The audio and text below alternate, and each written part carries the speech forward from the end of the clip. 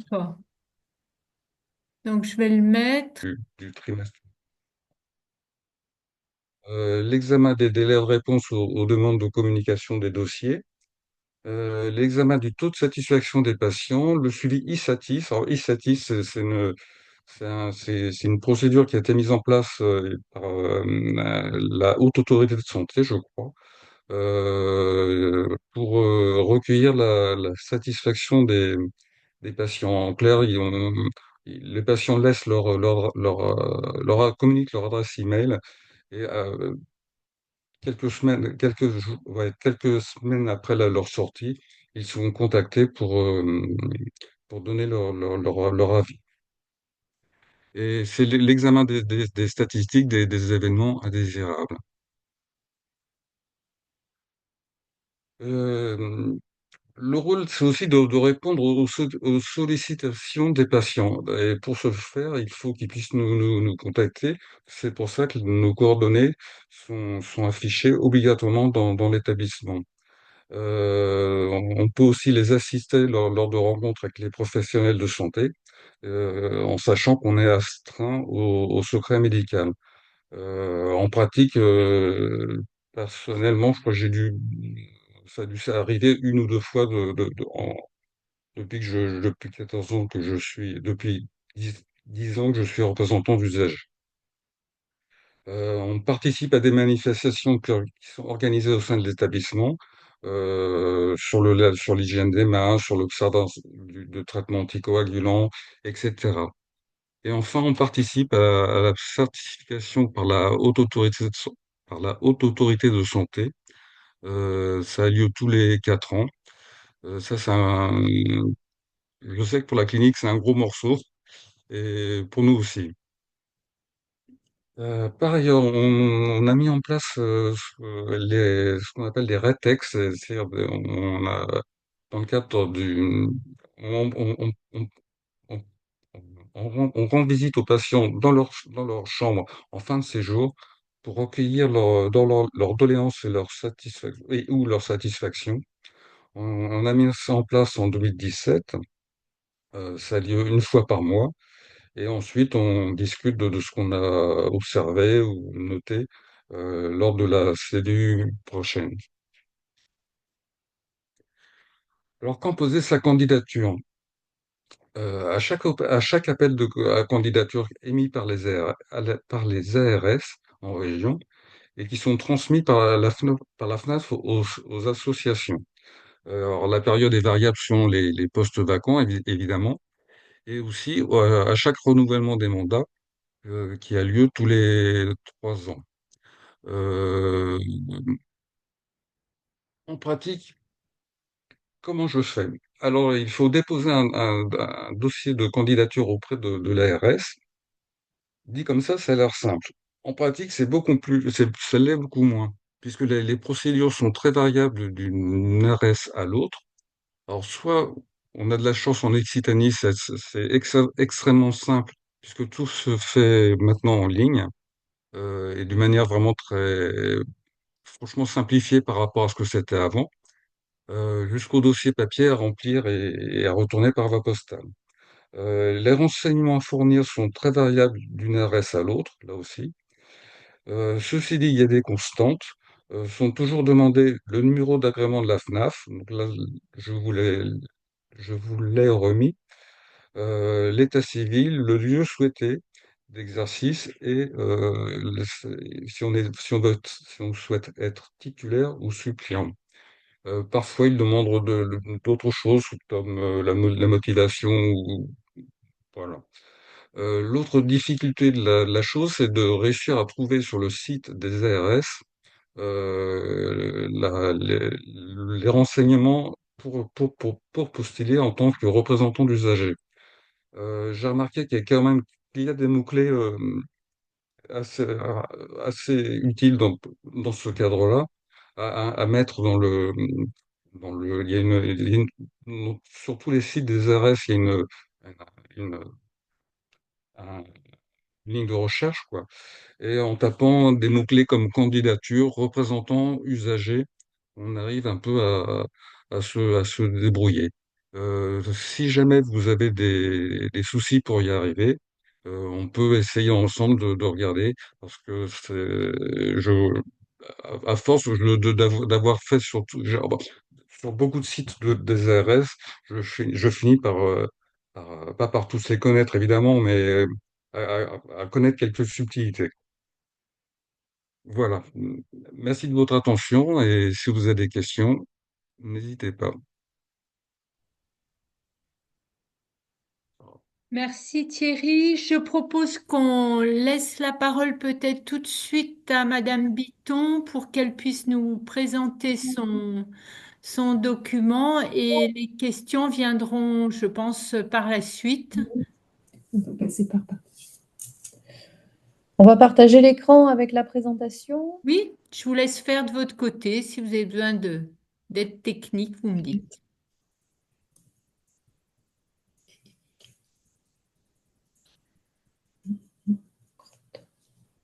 Pas ça. Non. Ouvrez-le, il faut que je couvre.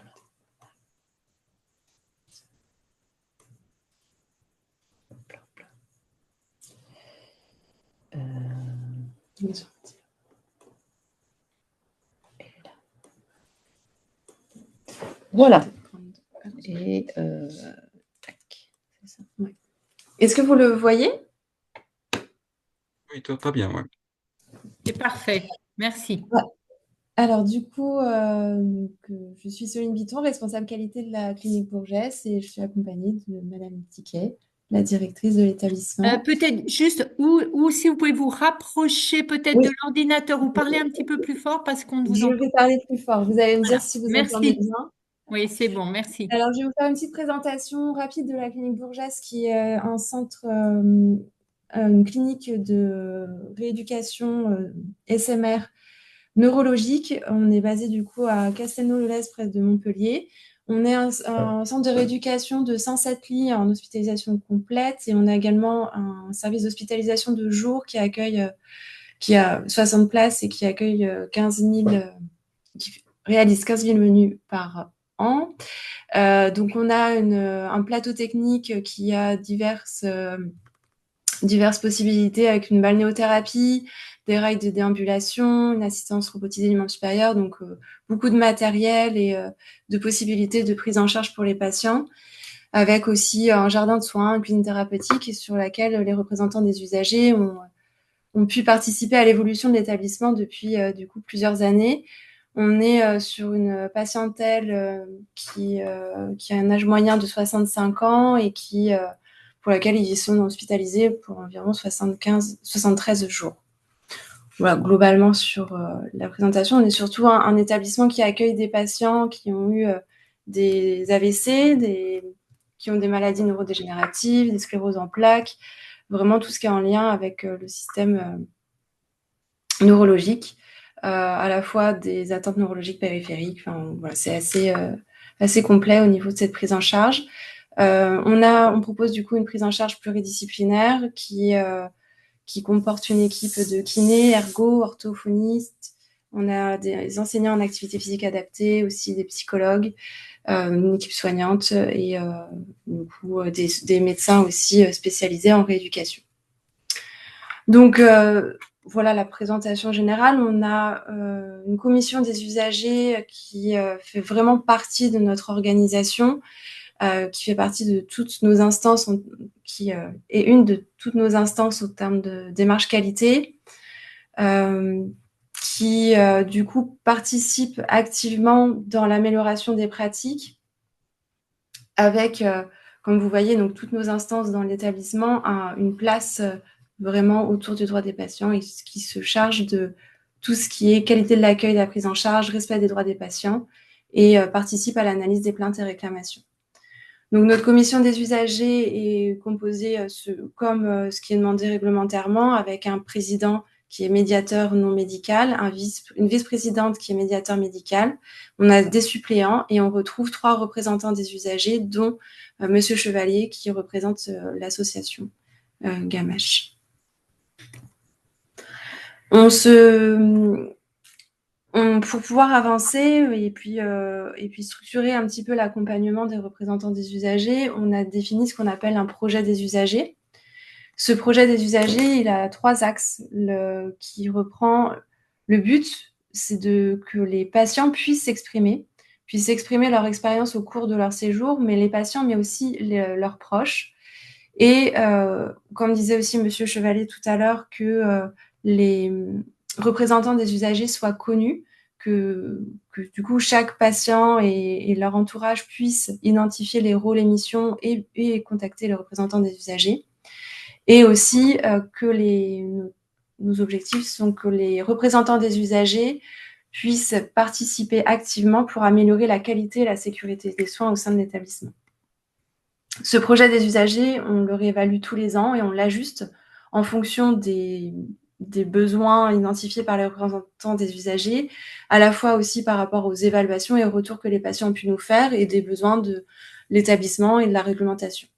Donc, par exemple, pour favoriser l'expression de l'expérience patient, comme disait Monsieur Chevalier à l'instant, il y a eu la mise en place d'un retour d'expérience des représentants des usagers, donc avec une visite mensuelle auprès des patients. Pour ça, nous, au sein de l'établissement, on identifie des patients qui sont sortants, qu'on va lister, on va mettre le numéro des chambres, l'identité. Après, on met à disposition des outils de recueil, c'est qu'on utilise les questionnaires de satisfaction de papier pour être un outil de mise en relation entre le représentant des usagers et le patient et échanger sur les différents aspects de la qualité de la prise en charge. Par la suite de cette visite, les représentants des usagers saisissent sur un ordinateur les différents retours et on fait un bilan lors des CDU trimestriels où on reprend tous les éléments qui ont été dits et on essaye d'identifier ensemble, si nécessaire, des actions d'amélioration ou alors repréciser des points d'organisation de l'établissement. Et aussi, à travers ces visites, les représentants des usagers doivent être identifiés avec un badge pour aussi qu'ils soient identifiables par les patients qu'ils rencontrent, l'entourage, mais aussi les professionnels, parce que c'est important que les professionnels aient connaissance de la présence et de l'accompagnement des représentants des usagers. Autre possibilité pour recueillir l'expression de l'expérience patient, c'est le questionnaire de satisfaction. Donc là, nous, on utilise des questionnaires de satisfaction papier qui sont remis à la sortie des patients. On regarde à la fois le taux de retour, le taux de satisfaction. Et ce qui est intéressant de regarder en CDU et à laquelle les représentants des usagers participent activement, c'est la lecture et l'analyse qualitative des commentaires qui sont mis par les patients, qui nous permettent vraiment de cibler des pistes d'amélioration et ensemble, on détermine des actions d'amélioration si nécessaire. Ça vient compléter ISATIS, comme exprimait Thierry Chevalier tout à l'heure, parce que ISATIS, donc c'est un questionnaire national qui est par mai, qui comporte 80 questions et pour lequel on a un taux de retour qui progresse, mais qui est encore faible. On a un taux de retour autour de 20%. Et donc, c'est important de compléter ce recueil de satisfaction par ces questionnaires de satisfaction qu'on vient analyser aussi les deux façons de recueillir la satisfaction. On regarde aussi les plaintes et réclamations, donc des plaintes et réclamations qui peuvent être effectuées par écrit ou aussi donc par courrier, mais aussi portées par la parole des professionnels à travers les déclarations d'événements indésirables, ce qu'on appelle les plaintes et réclamations orales.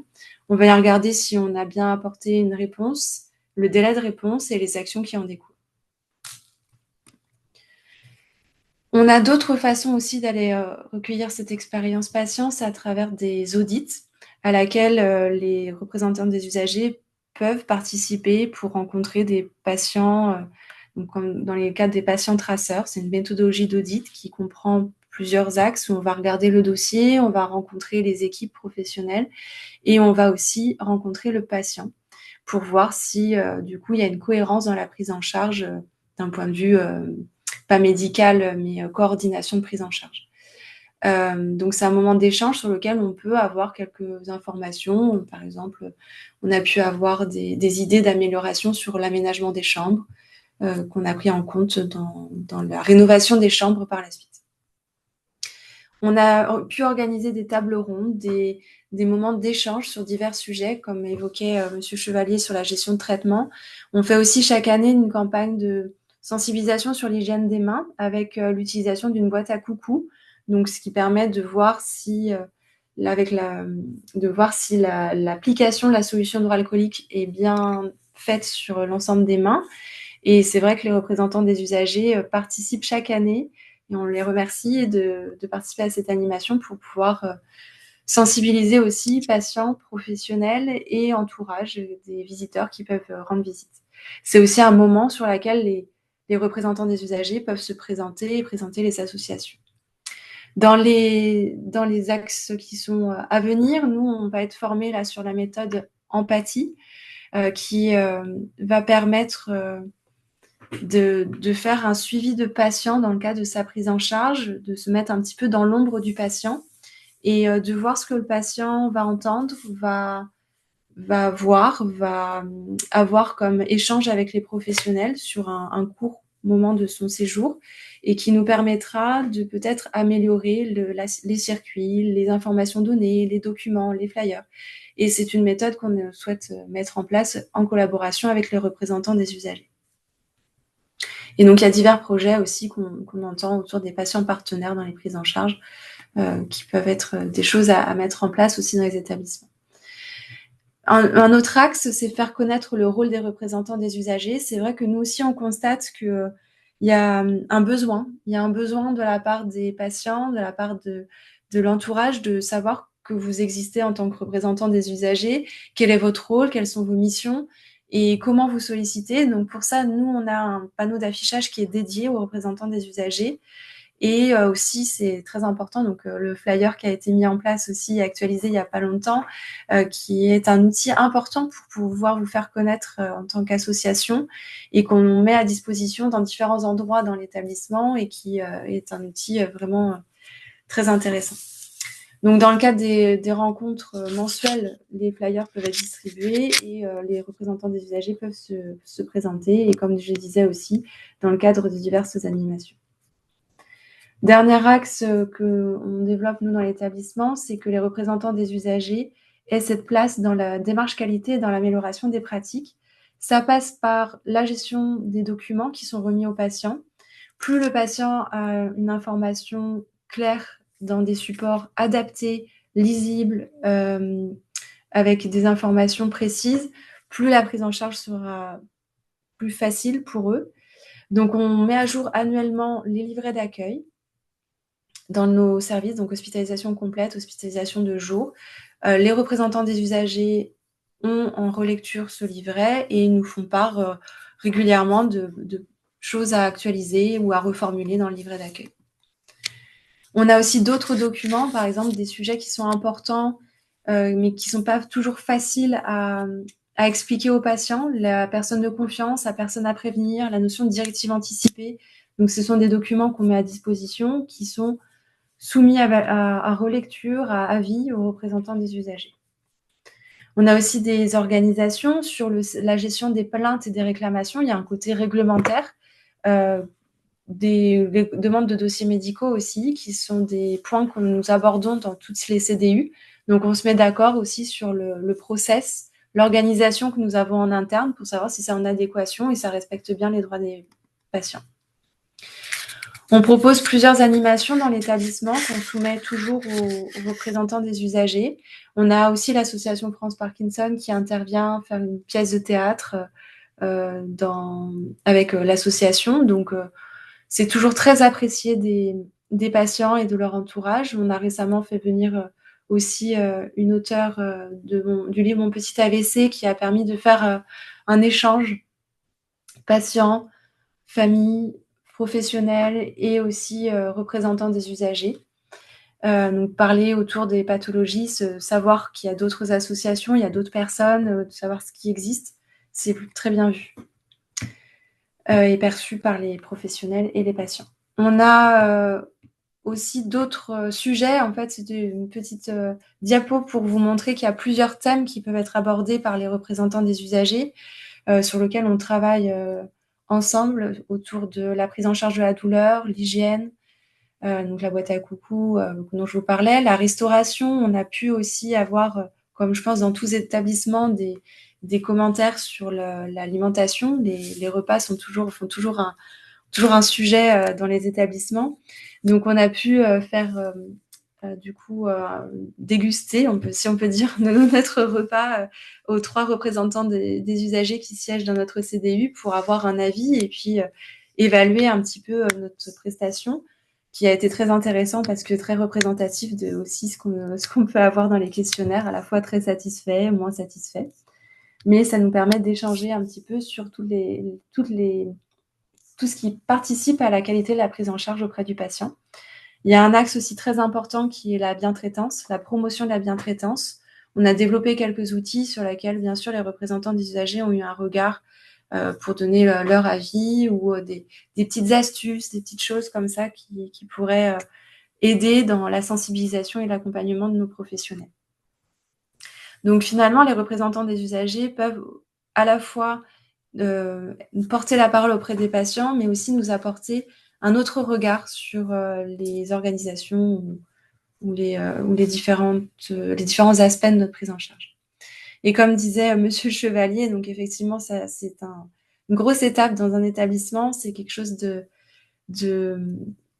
d'important qui marque la vie d'un établissement parce que donc ça a lieu tous les 4 ans. Nous avons plusieurs experts visiteurs qui viennent évaluer justement toute cette qualité, la sécurité de la prise en charge, valoriser aussi, c'est aussi valoriser tout ce qui est mis en place au sein des établissements.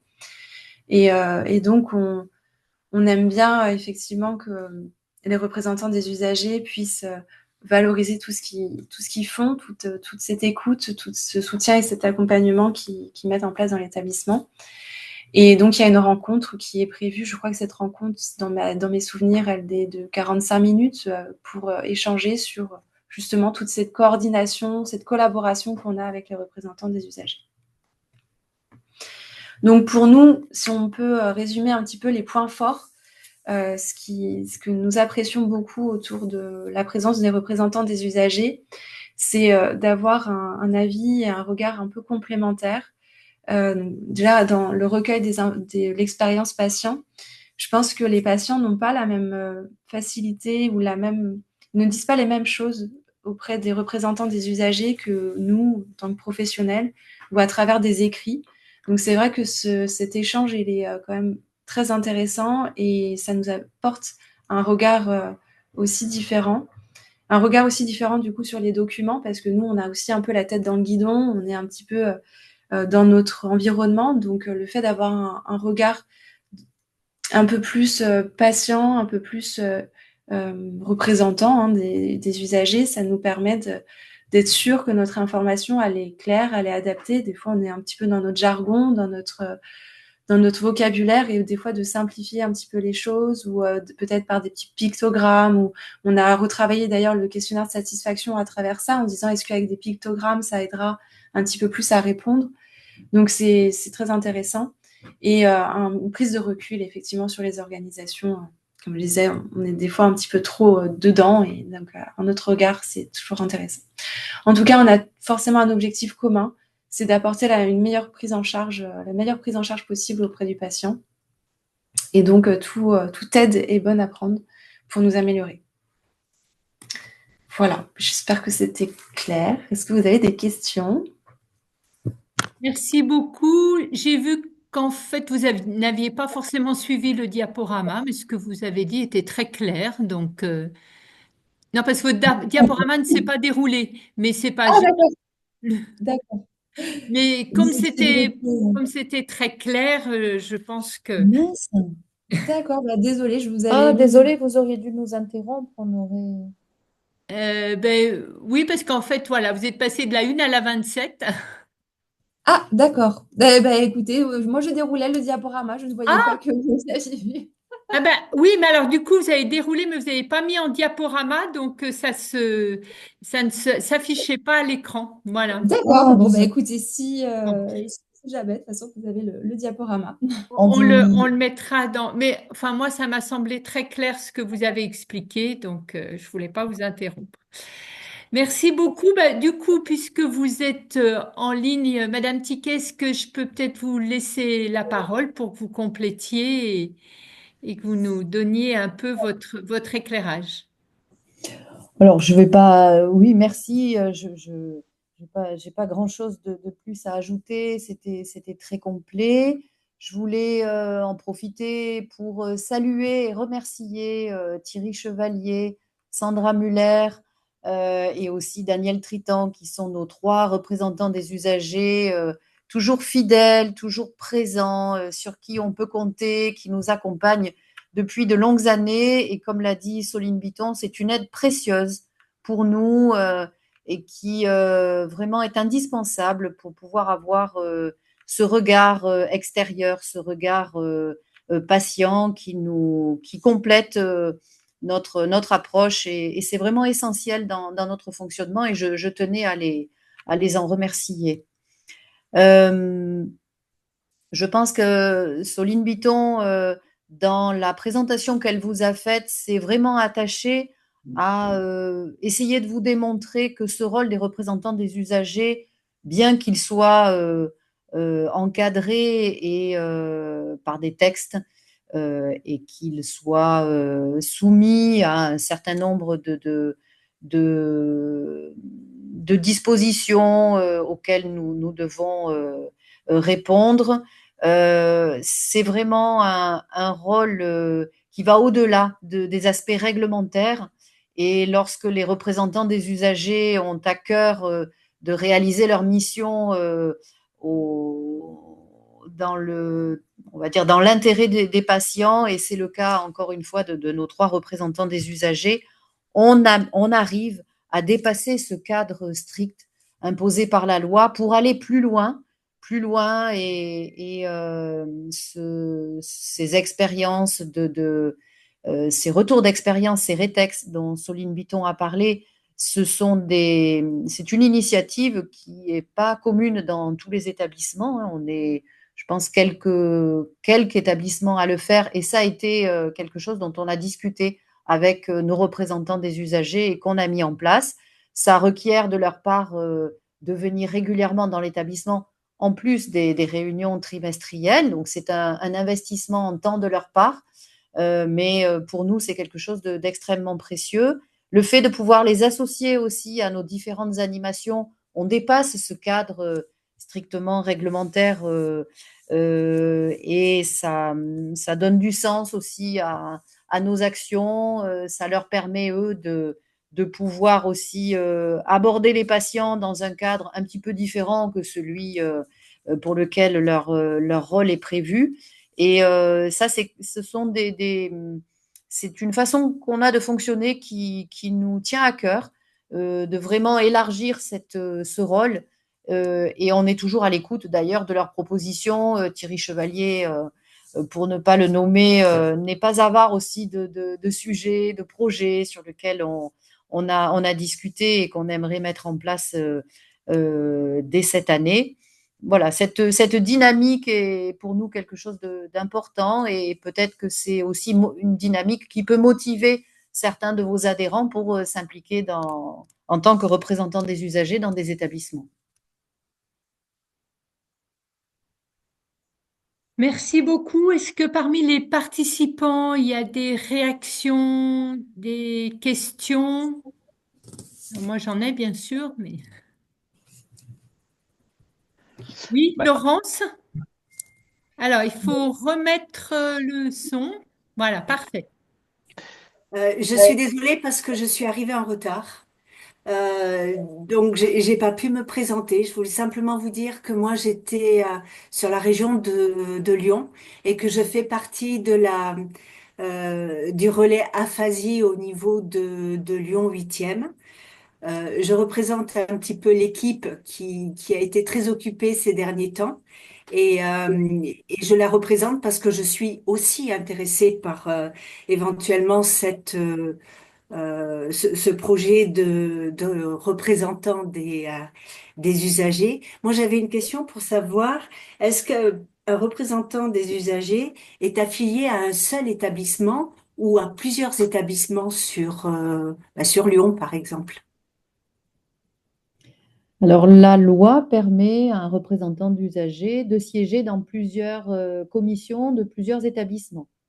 Je crois que c'est le cas de Sandra Muller. Peut-être elle pourrait prendre la parole. effectivement, moi ici à Montpellier, je suis dans trois établissements différents, donc Bourges, Mélésée qui a à peu près la même fonction que Bourges en rééducation, réadaptation, mais pour des personnes plus âgées. Et, euh, et j'ai aussi un rôle de représentant des yeux dans une clinique psychiatrique à Montpellier, qui s'appelle Reich. Donc c'est possible, la loi le permet. Après, ça requiert évidemment un engagement important et ça, bien sûr, une grande disponibilité parce que c'est pas neutre de pouvoir s'impliquer aussi sur plusieurs structures. Ça, je pense que ça amène aussi une richesse d'expérience qui permet de pouvoir la partager après entre les différentes structures dans lesquelles on siège. Alors, ça, la question que je voulais poser, mais en fait, Laurence l'a posée d'une autre façon, c'est quand on dépose sa candidature auprès de l'ARS et par le biais de la fédération, enfin de l'association que l'on représente. Est-ce que on dépose cette candidature pour un établissement bien particulier? Et dans ce cas-là, est-ce que c'est un établissement dans lequel la personne a forcément eu des soins? Alors non. Alors oui, pour la première partie de la question, hein, quand la personne fait état d'une candidature, il mentionne l'établissement dans lequel il souhaite siéger. Il n'a aucune, il n'a aucune, aucun, il n'a pas besoin d'avoir été pris en charge dans cet établissement. Je pense que ce qui est important, c'est que l'association qu'il représente va avoir un lien avec le projet médical de l'établissement pour lequel il se porte candidat, puisque dans l'intérêt des patients, c'est quand même mieux que les représentants des usagers soient membres d'associations qui correspondent au projet médical de l'établissement. Mais le fait de ne pas avoir été pris en charge dans l'établissement, ça n'a pas de lien. C'est tout à fait libre et sans obligation à ce niveau-là. D'accord.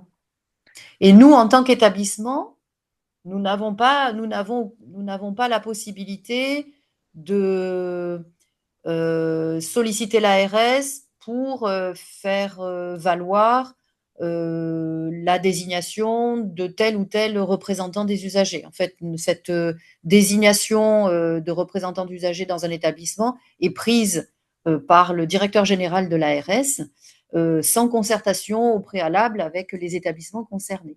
Donc, on peut se retrouver avec des représentants d'usagers qui sont nommés dans nos établissements qu'on ne connaît pas, dont on peut ne pas avoir eu de relation avec leurs associations.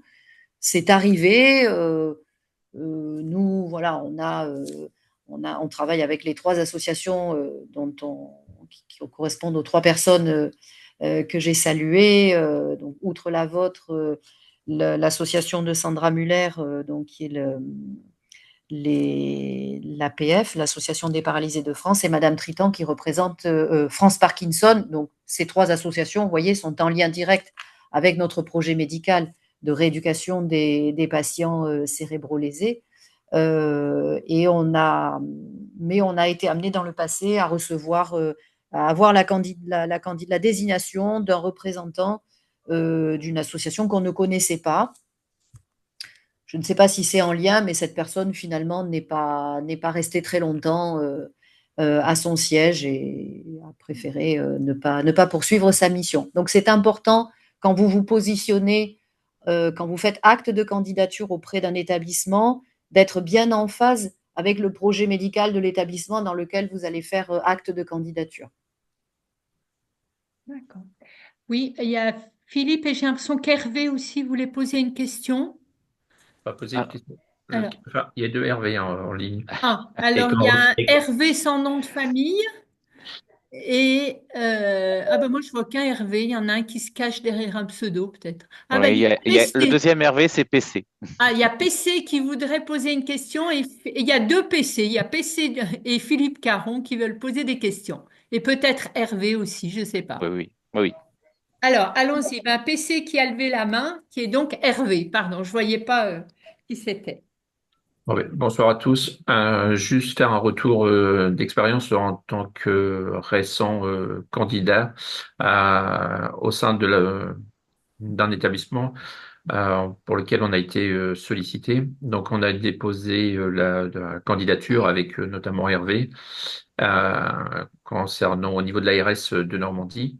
Donc, effectivement, sur le cas le site de l'ARS de Normandie, on avait toute l'attitude de se positionner sur un établissement qu'on pouvait à la rigueur ne pas connaître, voire même être à l'autre bout de la région. Ça n'a pas été le cas pour nous, parce qu'on a candidaté sur un établissement qu'on connaît et avec qui on a un partenariat qui est en train de naître, un établissement qui est similaire à celui qui est... Donc, Madame la directrice a fait la présentation là tout à l'heure. Donc, la candidature est libre, mais on l'a fait via le numéro d'agrément de la fédération. Merci. C'est tout. Merci. Donc, Hervé, puis Philippe Caron. Alors, moi, en fait, c'est parce que bonjour à toutes et à tous. Donc, effectivement, je suis avec Hervé PC sur la Normandie. Et en fait, on parle beaucoup là j'entends à chaque fois de lois, de cadres, de choses comme ça. Et je voulais savoir effectivement où est-ce qu'on avait cette partie cadre, loi, et plus globalement, est-ce qu'il y a un endroit où on peut avoir des outils de quelque ordre que ce soit, quand on nous parle de quelque chose, qui puisse nous aider à la compréhension et pouvoir aider également à ce que nous, on puisse répondre aux besoins, entre guillemets. Alors, je pense que sur le site de la Haute Autorité de Santé, vous devez, à mon avis, avoir un certain nombre, vous devez avoir des documents dans lesquels le rôle des représentants des usagers dans les établissements de santé est indiqué, quels sont les attendus de la Haute Autorité de Santé pour évaluer si ce rôle est fait dans de bonnes conditions et systématiquement sur les documents que vous trouvez sur le site de la Haute Autorité de Santé, vous avez toutes les références réglementaires aux textes qui sont cités. Et puis ça, D'accord. c'est un site, vous pouvez y aller les yeux fermés, c'est un site officiel et qui vous donnera une information récente et exacte. Je pense également que sur le site de votre ARS, donc vous, c'est l'ARS Normandie, c'est ça? Oui, tout à fait, Normandie. Voilà, je pense que sur le site de votre ARS, vous devez pouvoir aussi trouver des informations. Et puis, Soline Biton, à juste titre, m'indique aussi le site France Assos Santé, hein, qui est donc la structure qui regroupe toutes les associations qui sont aujourd'hui reconnues comme pouvant siéger au titre des commissions des usagers dans les établissements. France Mhm. Assos Santé. Et là Ok. aussi, vous avez Et vous avez une rubrique sur devenir représentant des usagers et aussi la partie formation. Et je pense qu'aussi, il y a de nombreuses formations qui sont proposées pour pouvoir avoir tous les outils pour être vraiment représentant des usagers dans toutes les CDU. Oui, effectivement, c'est même presque, on va dire, un prérequis indispensable, c'est-à-dire dès que vous êtes nommé représentant des usagers, l'établissement dans lequel vous siégez doit s'assurer que vous avez fait la formation de base, je ne sais plus comment elle s'intitule, mais enfin la formation de base pour avoir les prérequis nécessaires. Allez en avant. Allez en avant. Voilà, allez en avant. RU en avant. RU en avant. RU en avant, c'est ça, RU en avant. Donc ça, c'est important de faire cette formation, ça vous donne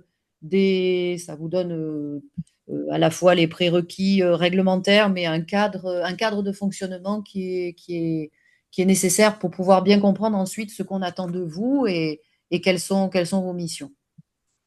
Ok, merci. Donc, Et on cherchera les documents officiels, que ce soit sur le site de l'HAS ou sur France Asso Santé, et on les mettra dans l'espace dédié aux dirigeants associatifs. Euh, Philippe? bonjour, Madame Tiquet. Moi, j'ai une question.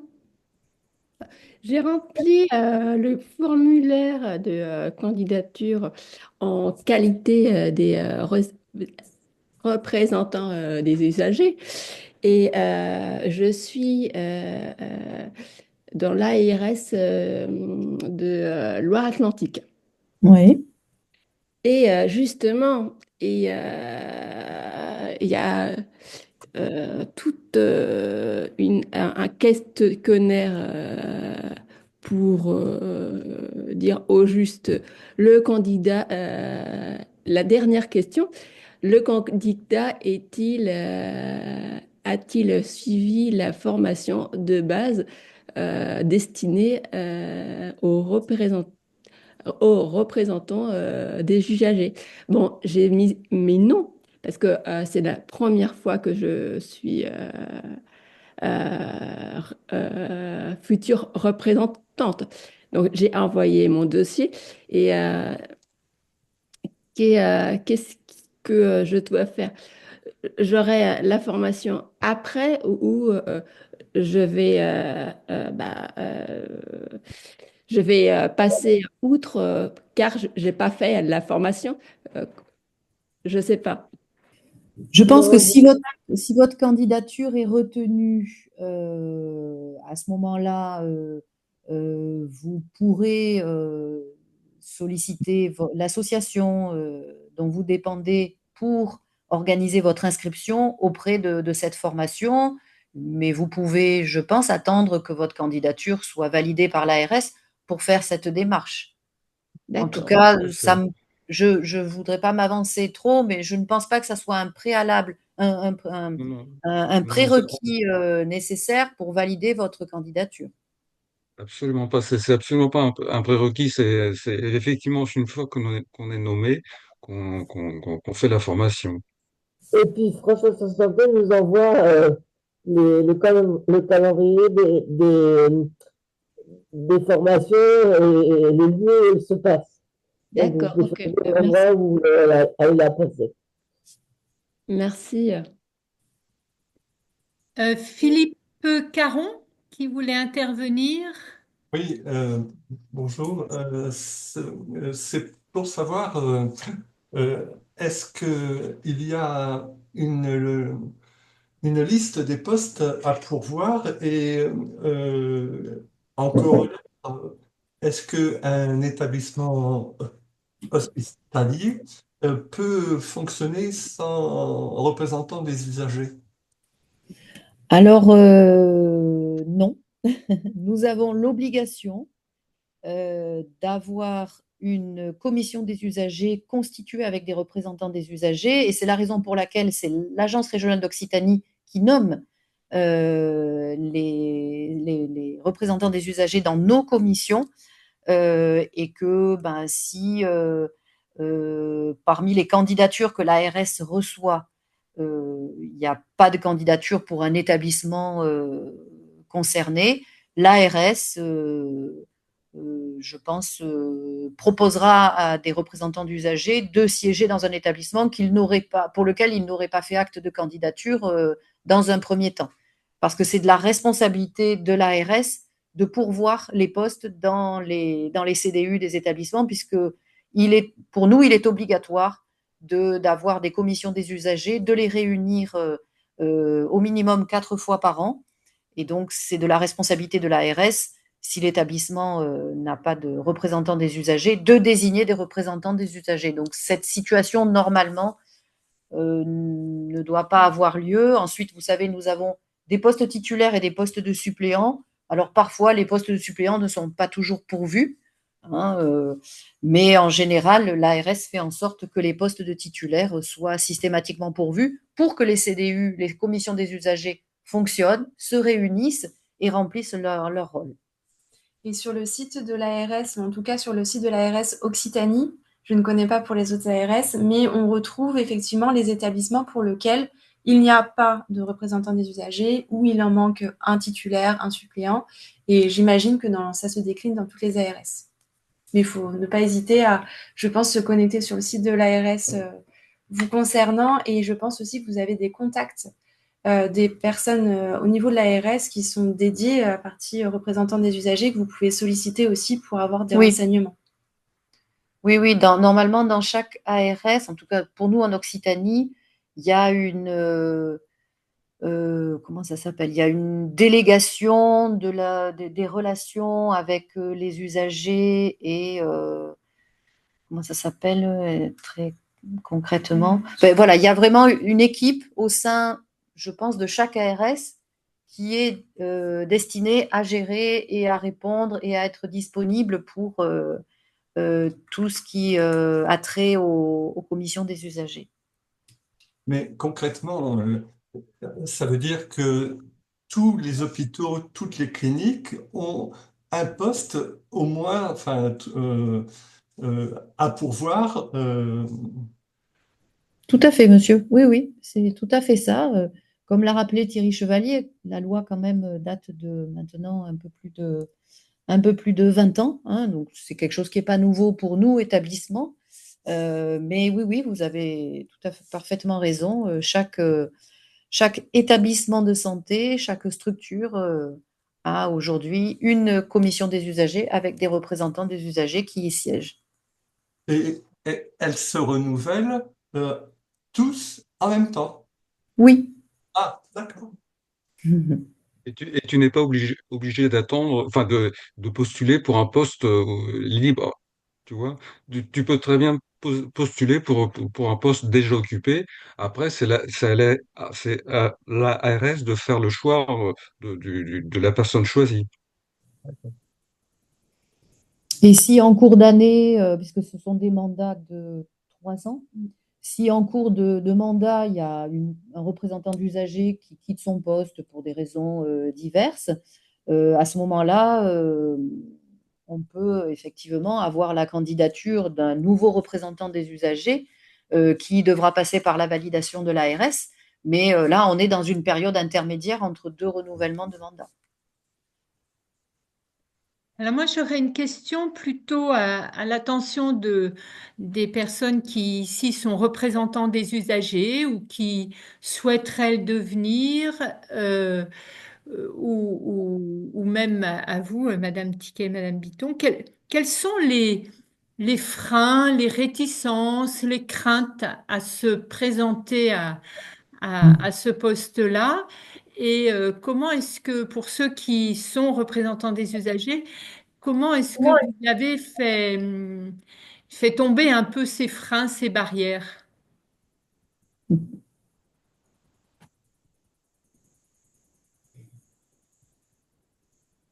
pense que Ouais. c'est une alchimie qui se crée entre nous et l'établissement dans lequel on travaille. Et en ce qui concerne Brogès, on a toujours été très bien accueillis.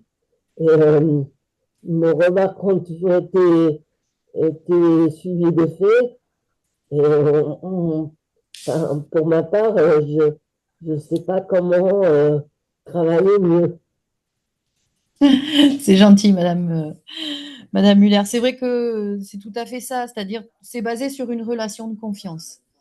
À partir du moment où on est en confiance, à ce moment-là, on partage nos difficultés, on partage aussi les critiques, bien sûr, que les patients peuvent faire, les insatisfactions des patients, les réclamations des patients, mais on partage ensemble des solutions et je pense que les représentants, à partir du moment où on est dans ce climat de confiance, il y a pas de barrière.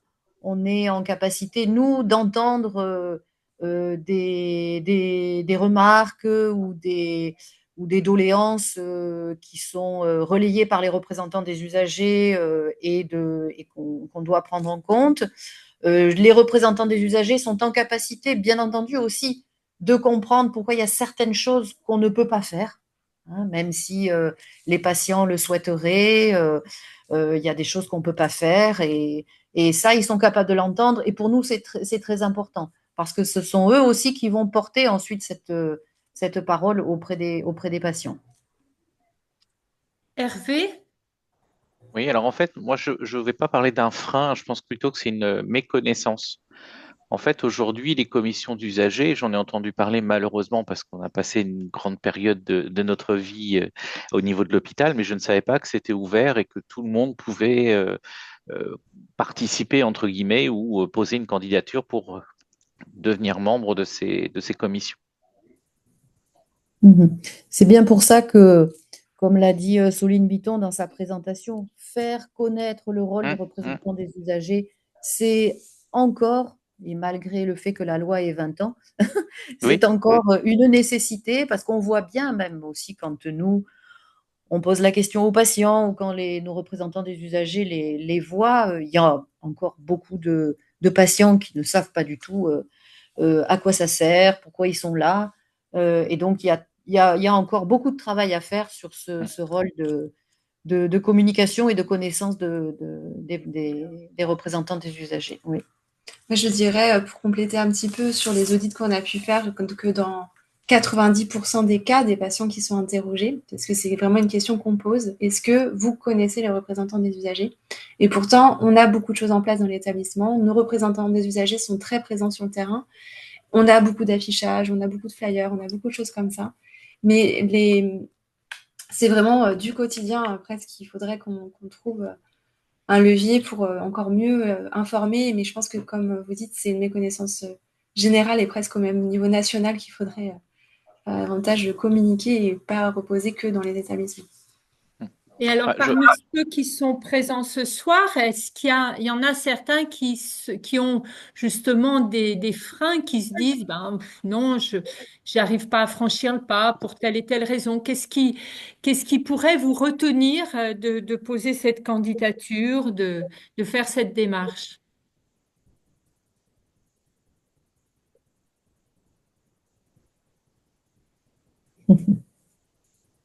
Il n'y a pas de frein, il n'y a que des candidats. Oui, alors il y a l'autre RVPC.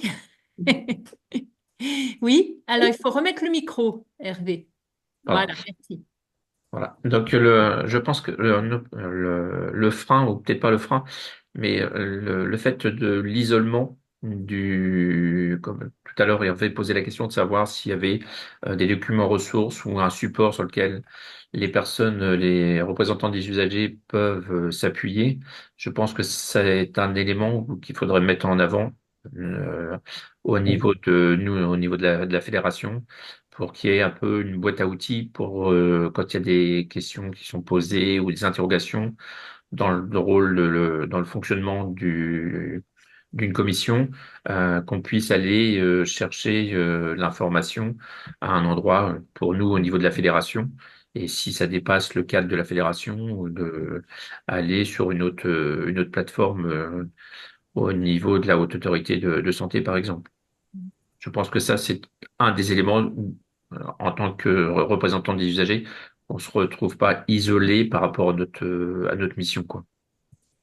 Oui, je pense que c'est la mission, effectivement, des associations. C'est la mission aussi première de France Asso Santé. Hein, si cette, euh, cet organisme, cette structure s'est créée au fil des années, c'est qu'ils ont bien compris que les associations représentant les usagers sont quand même toutes réparties sur le territoire, parfois un petit peu isolées, et il y avait besoin d'une structure qui fédère, qui fédère toutes ces associations et qui soit aussi la structure qui discute au niveau national lorsqu'il y a des sujets qui ont attrait aux droits des patients et qui représentent l'ensemble de ces associations. Donc France Asso Santé a bien, je pense, perçu la nécessité de promouvoir l'information sur l'intérêt d'être représentant des usagers dans un établissement. Juste pour être allé surfer en parallèle sur le site de France Asso Service. Donc, en l'occurrence, il y a les dates de formation qui sont identifiées. Donc, pour une grande majorité des régions, ça se situe, on va dire, sur le deuxième semestre de l'année, quoi. Est-ce que peut-être ceux qui ont fait justement la formation RU en avant, vous pourriez nous dire un peu ce que ça vous a apporté, comment est-ce que ça vous a permis de prendre confiance dans votre poste, enfin, je sais pas, Thierry, tu l'as faite cette formation, je crois. Ça commence à dater. Ça Oui, fait très très longtemps que je l'ai suivi. Ça ne s'appelait pas comme ça à l'époque. Et j'en ai pas un souvenir impérissable. Ah, Euh, attention, tu vas nous décourager des candidats là. non, c'est vrai que j'avais été impressionné par. Je, je, le premier souvenir que j'ai, c'est mon incompréhension face à ce qui se racontait, quoi. Ça me paraissait hors sol. Euh, et avec le recul, je me dis que non, en fait, finalement, ce ne l'était pas, mais c'était moi qui était pas, qui était pas dans le bon état d'esprit, je pense. Je pense, ouais. en ce qui me concerne, la formation, les établissements n'étaient pas encore prêts à nous accueillir. C'était les premières formations et c'est vrai qu'il y avait beaucoup de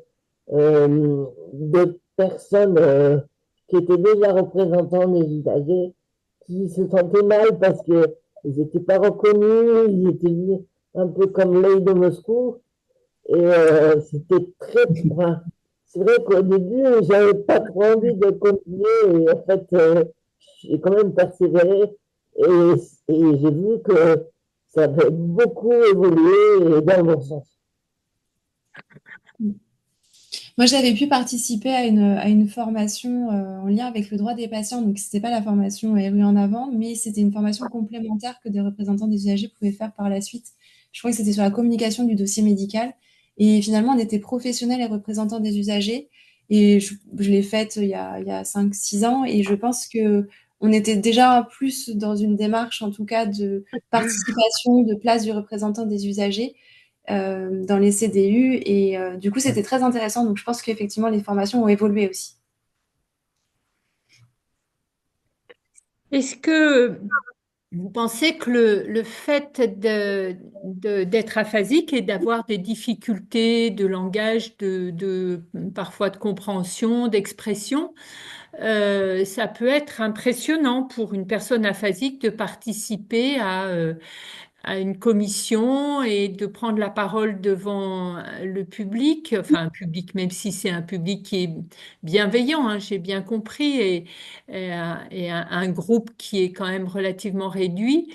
Voilà, moi j'ai un peu peur que ce soit un frein. Comment est-ce qu'on pourrait faire tomber cette crainte? Je pense que c'est la personne qui, dans l'évolution de son rétablissement, qui verra si elle est prête ou pas à passer le pas. Et, et je pense qu'elle sera toujours très bien accueillie parce qu'il y a besoin de patients experts, enfin de gens qui connaissent les pathologies pour bien pouvoir en parler.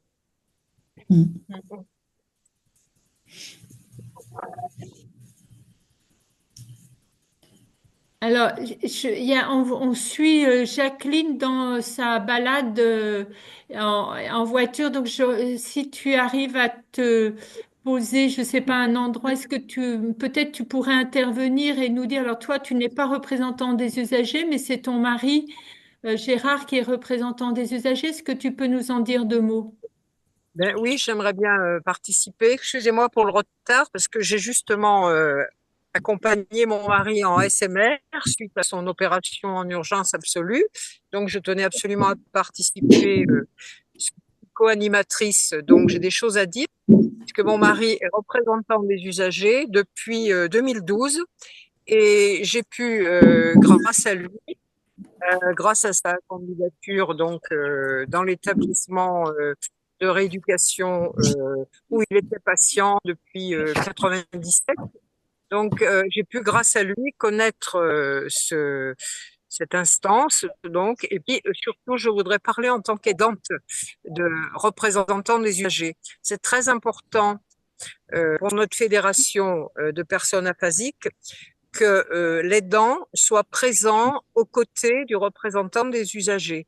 Parce que même s'il ne participe pas officiellement, qu'il n'a pas le droit de parler à la place de la personne aphasique, c'est en tout cas très utile pour faire le lien après à la maison sur ce qui a été dit. Et c'est une excellente façon pour moi d'avoir mis le pied à l'étrier dans ce système que je connaissais pas en 2012, mais connu grâce au centre de rééducation donc des Hauts-de-Provence dans la région sud PACA. Et je dois dire que c'est une expérience intéressante et c'est une mise en valeur des personnes aphasiques dans ce rôle, dans ces assemblées. Alors, mon mari est non seulement représentant des usagers à l'eau vive, donc à Turier, dans les Alpes d'Haute-Provence, mais il est aussi mandaté à la CRSA, dans la commission spécialisée du droit des usagers, et il a même eu un mandat à la CNS à Paris. Donc toujours, je dirais pas entre guillemets, grâce à moi, mais tout seul, il n'aurait pas pu se rendre. Il faut absolument être fusionnel dans la relation. Bon, surtout que lorsqu'il y a l'énergie qui est tout de même présente, c'est très handicapante. Donc, je pense qu'on devient un couple de l'aphasie partagée par rapport à ce que peut apporter la personne à l'intérieur du CDU. Et donc, pour parler de l'établissement où exerce mon mari, il y a énormément d'actions qui sont faites avec les représentants des usagers. Donc, il y a trois associations représentées. Il y a des titulaires, des suppléants. Et parmi les actions qui tiennent à cœur de la CDU, c'est surtout la prise en qualité de la prise en charge, tout ce qui portait satisfaction aux parents, en liaison de la loi, bien entendu, avec la certification qui intervient et à laquelle participent les représentants des usagers. Et il y a eu des expériences qui ont été menées dans l'établissement qui étaient portées par le projet des usagers. Donc, on avait mis en situation tous les soignants en situation de patient, c'est-à-dire que ce soit en séance de kiné, que ce soit dans leur chambre, que ce soit avec l'orthophoniste. Donc, pour se mettre un petit peu à la place d'un patient. C'était un petit peu multi-handicap, hein, c'était pas réservé aux aphasiques, bien entendu, puisque les patients sont représentés et ont des liaisons avec les représentants des usagers. Et ça avait été extrêmement intéressant pour tous ces soignants qui, effectivement, peuvent appréhender les patients d'une certaine manière, mais lorsque couché dans un lit, soi-même en situation de patient, vraiment la situation dans laquelle se trouvent les patients. Et ajouter, c'est qu'au point de vue des actions qui sont faites et par notre association et par les représentants des usagers, de reconstitution ou de constitution de maisons des usagers à l'intérieur du centre de rééducation. Il y a des maisons des usagers dans grandes villes ou dans les villes moyennes, mais lorsqu'il n'y a pas, il y avait une itinérance de la part de la région de l'ARS-PACA, de la régionale de Sanka, qui avait un représentant qui venait faire la maison des usagers en ambulante. Et ce jour-là, toutes les associations qui avaient un pied dans l'établissement, un stand, et puis pouvaient un peu donner des informations aux aidants des familles. Et c'est vrai que les aidants ont eu part pondérante dans le centre dont je parle, parce que déjà, le centre de participation de sensibilisation, il y a de la publicité qui est faite pour que les aidants puissent profiter des formations. Il n'y a jamais énormément de monde non plus, mais c'est vrai qu'on fait absolument tout par le biais de la DU pour faire connaître tout qui se passe à l'intérieur des associations représentées par représentants élus, bon, mandatés. Je voulais dire simplement, moi, donc depuis 2012, je connais ce système. Mon mari a donc bénéficié tout de suite après avoir été nommé de la première formation. Alors à l'époque, France Asso Santé, dont je suis absolument convaincue de l'utilité et pour laquelle nous allons adhérer au niveau de la FNAF, nous sommes en train de monter le dossier. Avant, France Asso Santé s'appelait le collectif interassociatif sur la santé. Et il y avait, ça existait à partir de la loi de 2002, lorsqu'a été institué les CDU, les représentants ont été mandatés, les représentants des usagers. Il y a donc, il y avait énormément de fiches pratiques que tout un chacun peut se procurer, adhérent ou pas, et énormément de questions. Donc c'est devenu France Associée par biais de l'UNAS, l'Union nationale des associations agréées du système de santé. Donc c'est devenu officiellement l'organisme de formation agréé le ministère. Donc ces formations sont dispensées aussi bien RU en avant, donc la première fois qu'on découvre de RU, et ensuite des sessions d'approfondissement. Alors, mon mari a pu en faire au moins 4 dans la région. Après, bon, il y a eu d'autres problèmes, et puis pas tellement la nécessité de continuer des formations, mais là, on est encore invité à faire. Bon, quand ces problèmes de santé seront résolus, il remettra aussi le crier. Là, pour le moment, c'est un petit peu difficile. Alors, je voulais simplement aussi répondre à Hervé, que je connais, hein, Hervé Picard, dire que moi, depuis que je connais le fonctionnement des RU, à chaque assemblée générale de la FAF, je fais mon petit discours là-dessus, même du temps où j'étais pas au CA, parce que il me met à cœur qu'il y ait plus que 2 représentants pour la France entière. Voilà. Maintenant, il n'y a plus que Hervé et Gérard, donc Gérard Julien. Et donc parle de ce plan pénal que j'ai vraiment souhaité. Que j'ai vraiment souhaité cette formation, cet appel à l'intérêt des représentants usagers, avec Thierry, donc, qui était en poste et avec qui j'ai connaissance, parce qu'il est tout à fait fondamental qu'une association qui a près de 40 associations affiliées, la fédération, donc, il y a 40 associations affiliées, aussi bien en outre-mer, c'est quand même dommage qu'il n'y ait que deux représentants usagers. Alors ça, c'est mon côté militant qui s'insurge un petit peu. J'aimerais encourager, moi, les candidatures. Alors, c'est vrai qu'on ait beaucoup de détails techniques, la loi, bon, mais moi, je voudrais parler humainement sur le rôle et sur la participation que l'on demande en CDU. Alors, il est vrai qu'il n'y a aucun travail personnel à faire, pas de rapport personnel, c'est tout en groupe, c'est tout le CDU qui note, rapport qui remonte ensuite à l'Agence régionale de santé, ce rapport qui comprend tous les effets, les événements indésirables, tout ce qui a fait vie donc du CDU au cours de l'année, donc 4 réunions à laquelle participent les mandatés.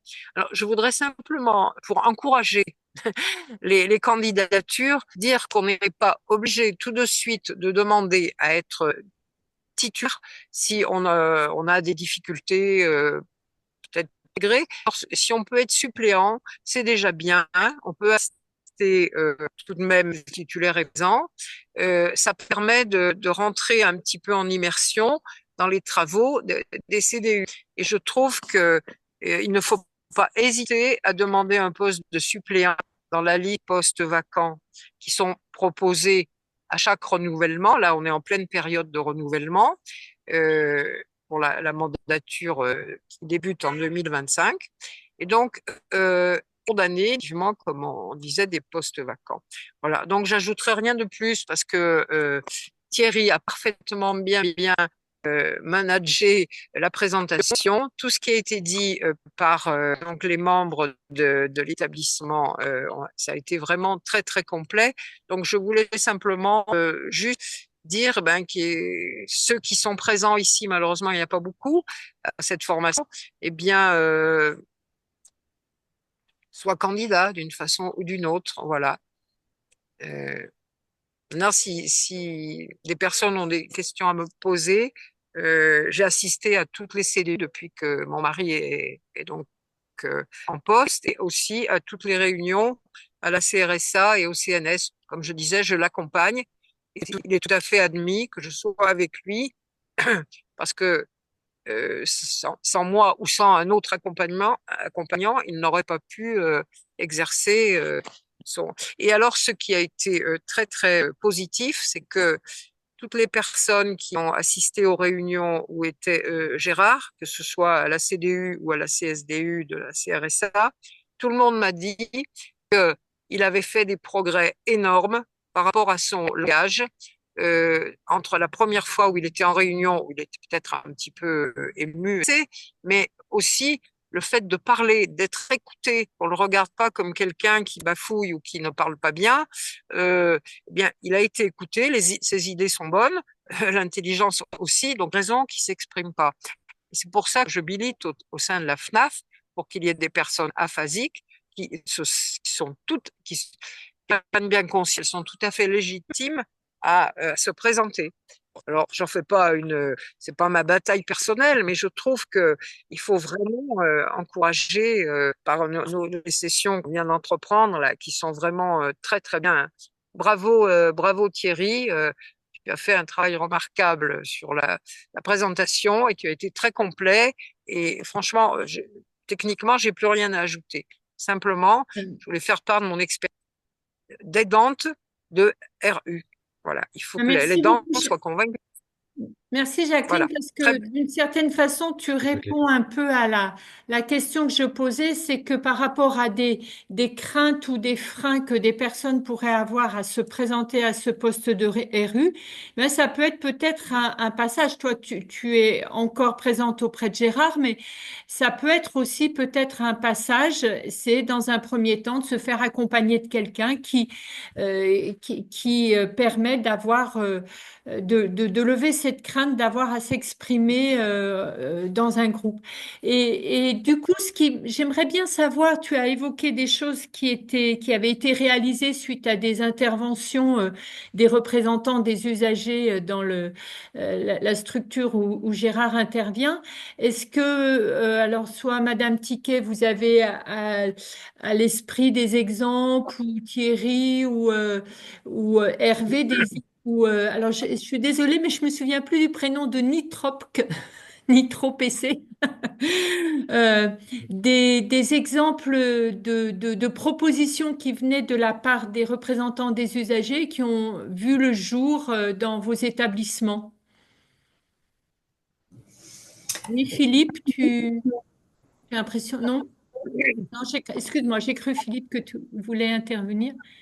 Je ne sais pas, ou Hervé, ou Thierry, ou Madame Tiquet. Oui, vous vouliez, Madame Tiquet? Oui, alors j'ai en mémoire quelques exemples, notamment sur des aménagements extérieurs. On avait, par exemple, une problématique où les ambulanciers déposaient le matin, avant l'ouverture de l'établissement, les patients qui suivaient leur séance en hospitalisation de jour.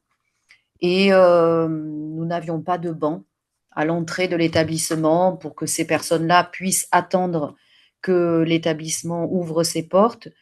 C'est un petit exemple, mais ça nous a permis de prendre en compte cette difficulté, de mettre du mobilier adapté. On a également travaillé sur les espaces extérieurs aussi de l'établissement. On a échangé souvent avec nos représentants des usagers aussi sur notre restauration, la façon dont elle était perçue par les patients, les remarques négatives qu'on nous faisait, le fait de les avoir invités à partager un repas de patients une fois, ben, ça nous a permis aussi d'avoir des, des, des confirmations de certains petits problèmes qu'on a essayé d'améliorer. Comme l'a dit Soline Biton, la relecture aussi de tous nos supports d'information auprès des patients avec leurs observations permet d'adapter au mieux les informations avec parfois un langage qui est un petit peu plus compréhensible par les patients et le nôtre étant parfois trop administratif. Donc ça, c'est une contribution qui a vraiment fait évoluer certaines choses. Il y a peut-être d'autres exemples que j'ai plus en tête. Je ne sais pas si Thierry ou Sandra veulent également témoigner. En fait, du fait de notre sensibilité différente, à nous trois, on voit vraiment toutes les problématiques de tous les angles. Euh, et ça nous permet d'être complets. La question de la compréhension des documents, pour moi, ça me semble vraiment essentiel pour les personnes aphasiques qui butent régulièrement sur des textes qui sont compliqués et qui sont même parfois compliqués pour des personnes qui ne sont pas aphasiques. Donc ça, je pense que vraiment il y a- il y a des choses qui peuvent se repérer peut-être plus facilement, des questions de marche. Et puis bon, la loi handicap a quand même amélioré les accès aux établissements pour les personnes à mobilité réduite. Mais par rapport au langage et au texte, aux informations verbales, là, il y a encore un travail énorme à faire. D'autant plus que il y a quand même beaucoup d'endroits où, par exemple, au téléphone, il y a des systèmes de réponse automatique où il faut dire au téléphone ce qu'on, alors pas forcément dans les établissements médicaux, mais le nombre de fois où les personnes aphasiques sont en difficulté parce qu'on leur demande de dire choix un, choix 2, choix 3, etc. Oui, non, bon, et où ils ont à expliquer quelque chose au téléphone et leur interlocuteur ne sait pas ce qu'est l'aphasie. Enfin bon. Donc, je pense qu'il y a vraiment une place extrêmement importante à prendre pour les représentants des usagers par rapport à la communication des informations orales et écrites qui sont données. Ça, c'est certain. Alors, est-ce que je peux intervenir? Je voulais dire que il est vraiment très très souhaitable que les adhérents de la FNAF et de nos associations, il est vraiment souhaitable qu'ils puissent s'insérer dans un établissement de santé qui connaît l'aphasie justement. Et là, c'est le cas donc du centre de rééducation où siège mon mari. Et c'est aussi le cas donc de Thierry, parce que ça facilite énormément les choses. Parce que si vous arrivez dans un hôpital où l'aphasie est à peine connue, eh bien, à l'intérieur de la CDU, c'est un peu compliqué. Là, on est déjà tout qui a notre cause si on va dans un établissement qui dispose d'une orthophoniste, qui connaît l'aphasie, qui connaît l'AVC, qui traite de toutes ces séquelles. Et il y a un œil très, très, très bienveillant sur les représentants des usagers aphasiques dans ces centres-là. Alors moi, aller dans un hôpital ou être candidat quelque part dans un établissement on sera mal perçu, ça peut être un frein aussi à la motivation ou peut-être une incitation à se retirer. Et si on va dans un établissement où on est déjà tout acquis à notre cause, on est aidé. Et en plus, vraiment accompagné d'une personne, ça ne pose aucun problème. Et c'est la façon dont on peut permettre à tous les usagers du système de santé de participer à l'élaboration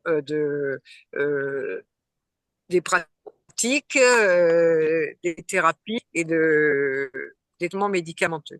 Là, je suis un peu fatiguée, j'ai du mal à trouver mes mots moi aussi. Je suis aphasique, mais ça fait beaucoup en semaine là. Et puis ton Alors son voilà, est un donc peu, le son est un peu coupé, Jacqueline. Parfois, c'est un peu haché. Je sais pas si les autres ont le même problème, mais ah, moi, j'entends un peu un mot sur deux ou ah sur bah c'est dommage. J'ai trois. Ouais. plein de choses à dire. Alors là, je m'étais mis dehors parce que j'étais mieux que dans la voiture et il n'y avait plus aucun bruit, donc j'étais bien. Voilà, il y a des voitures qui passent, c'est pour ça. Donc moi, je dis qu'il faut que les candidats fassent bien attention à l'établissement qu'ils demandent de préférence centre de rééducation où on connaît l'aphasie, parce que l'accueil sera bien meilleur et ils seront encouragés. Voilà, simplement. Voilà ce que je voulais dire. Et surtout, n'ayez pas peur. Et si vous ne sentez pas d'être titulaire, c'est pareil, hein, parce qu'au rayon, on a tous son mot à dire. Et c'est le groupe qui va noter, qui va faire le rapport. On est là pour être dans le projet d'établissement, proposer des choses. Alors, ce que je voulais dire aussi par rapport à ce qui s'est passé au centre où est Gérard, il y avait un problème aussi d'ergonomie dans les chambres qui devait être refaite. Et comme mon mari était architecte, il avait participé à faire des plans et des dessins pour bien faciliter le handicap à l'intérieur des chambres, l'accessibilité. Là, c'est mon mari qui m'appelle. Voilà. Ah, alors là, on Voilà. t'entend plus, Jacqueline. Je sais pas, je suis la Bon, seule ou- c'est bon. Voilà. C'est bon. On laisse la parole à quelqu'un d'autre. Alors, peut-être, parmi les J'entends plus rien. personnes qui sont là, est-ce que certains ou certaines envisagent de poser leur candidature et ont encore quelques appréhensions, quelques interrogations par rapport à ce poste-là? Oui, Laurence? Moi, je découvre hein, ce que vous venez de dire sur ces représentants des usagers. C'est quelque chose qui me parle parce que je suis aidante d'une personne aphasique. Et moi, ce que je retiens par rapport à la dernière intervention, c'est que concernant les aphasiques, et peut-être tout aphasique est complètement enfin différent. Et il n'y a pas un aphasique type. Chacun a sa difficulté dans la façon de s'exprimer. Ce que je comprends, c'est qu'il y a peut-être tout intérêt à pouvoir faire une candidature en binôme. Alors, soit un couple, soit peut-être trouver au niveau de l'association des aphasiques une personne qui va être d'accord pour pouvoir épauler un aphasique parce que je me sens concernée par l'aphasie, mais c'est vrai qu'il y a plein de petites choses où moi je ne suis pas usagée, je vais pouvoir parler en tant qu'aidante, mais pas en tant que patient. Et c'est vrai que qu'il puisse y avoir une personne qui est aphasique et qui a perçu les difficultés lors de son hospitalisation, ça peut être aussi très très intéressant. C'est pour ça, moi, je voulais vraiment savoir si dans ces candidatures, il y avait possibilité de postuler en binôme. Madame Tiquet ou Thierry, je ne sais pas qui veut répondre. Comme le dit Jacqueline, je pense que bon, un aphasique peut toujours se faire aider, enfin être accompagné par son aidant. Je ne pense pas que ça pose de problème au niveau de l'établissement. La preuve avec Jacqueline qui accompagne Gérard. Donc pour moi, non, c'est pas un problème. Mais est-ce que la demande, au moment de la demande, ça peut être précisé, ça ou pas? Non, non, non, non. Lors de la demande, ou, enfin, en tout cas en Occitanie, tel que c'est fait, il n'y a pas la case. Par contre, sur les demandes papier, pourquoi pas? Euh, Parce qu'il y a une lettre de motivation, non? Enfin, une lettre. je- parfois, ouais, parfois. Donc à ce moment, est-ce que dans la lettre de motivation, Tout à il est fait, tout à possible fait. de dire, ben, j'ai des difficultés de langage et je souhaiterais au moins les premiers temps pouvoir être accompagné d'un aidant pour participer aux réunions? Je ne sais pas, c'est une question. Mm. Non, mais de toute façon, euh, quoi qu'il en soit, vous avez le droit d'être accompagné si vous êtes, si vous en avez besoin, vous avez le droit d'être accompagné et aucun établissement ne rejettera votre aidant, même si il n'apparaît pas sur le papier. D'accord. Et Laurence, ça serait pour quel type d'établissement, centre de rééducation ou... Oui, oui, ça serait centre de rééducation. Je pense que ce qui peut être intéressant, c'est justement de repartir dans ce que l'on a pu vivre parce qu'il y a eu un parcours à un moment donné après l'AVC, toute une rééducation. Et c'est peut-être là où maintenant, avec l'expérience du post-AVC et de toute la réadaptation que l'on a mis en place, c'est peut-être là où on peut être utile et où on peut être pertinent. Bien sûr.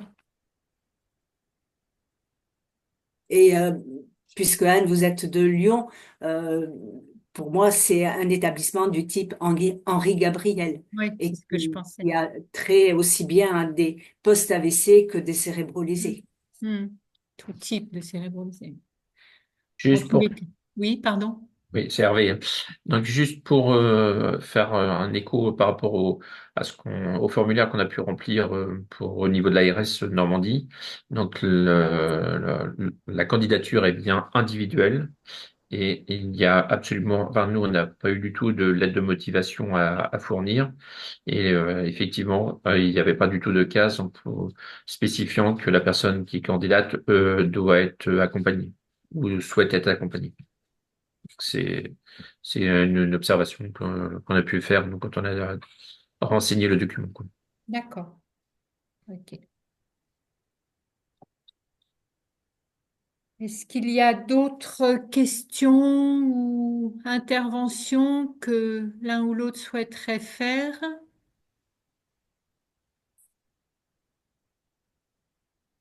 J'ai l'impression que j'entends le son très étouffé. Je vois plus mon image et c'est très très bas le son. Je peux plus parler, ça fait du Alors, on et la t'entend, mais on ne te connexion qui voit est pas. pas bonne. Donc peut-être si s'il n'y a plus, si le sujet est à peu près épuisé, enfin pas épuisé, mais j'espère que... Oui, Clotilde? Non? Ah, j'ai cru que tu levais la main, excuse-moi. Euh, Si plus personne n'a d'intervention ou de questions à poser, Thierry, est-ce que je te laisse le mot de la fin? Oui, volontiers. Déjà, je remercie infiniment Madame Tiquet d'avoir participé, ainsi que Céline, évidemment. Vous avez été formidable, et en tout cas d'un grand secours pour cette soirée. Merci aussi à Sandra et d'avoir participé. J'espère effectivement que ça aura donné envie à beaucoup de monde de faire représentant d'usagers. Euh, c'est vrai que pour un aphasique, au départ, c'est pas évident, mais, euh, mais je pense avoir petit à petit réussi à passer outre et avoir réussi à trouver ma place au sein de la CDU et au-delà même. Donc ouais, je ne regrette rien d'avoir fait ça. Et parce que ça m'a ouvert par la suite plein de portes. De ce poste de représentant d'usager, on a découlé euh, plein de choses enfin, que je ne vais pas détailler ici, mais ça m'a permis de faire des choses que je ne pensais pas être capable de faire. Donc, un grand merci, Madame Tiquet. Et voilà, c'est tout. Merci en tout cas pour votre invitation. Ça a été un plaisir de partager avec vous, votre association, notre, notre analyse et notre regard sur tout l'intérêt qu'on voit à pouvoir travailler avec des représentants des usagers. J'espère que ça aura suscité peut-être des vocations.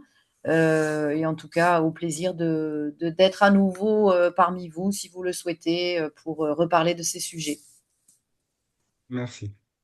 Merci beaucoup. Un grand merci, Madame Tiken. Un grand merci à Madame Bitton. Vous remercierez pour nous. Et puis, eh bien, on se retrouve. Alors, pas d'autres formations ou conférences prévues avant le mois de juin, mais on vous préparera un petit programme pour la rentrée.